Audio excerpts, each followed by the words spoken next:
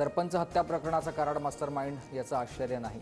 मोठ्या व्यक्तीच्या पाठिंब्याशिवाय एवढा अंधाधुंद कारभार चालू शकत नाही.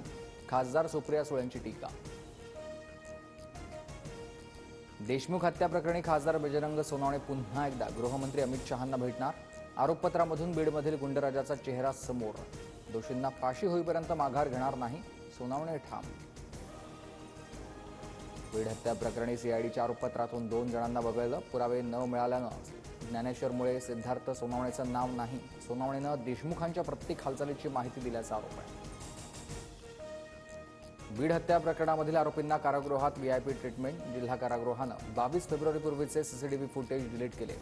देशमुख कुटुंबियांच्या नातेवाईकांचा आरोप.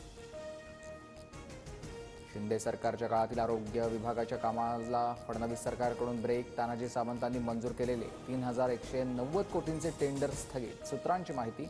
साफसफाईसाठी पुण्याच्या कंपनीला दिलं होतं टेंडर.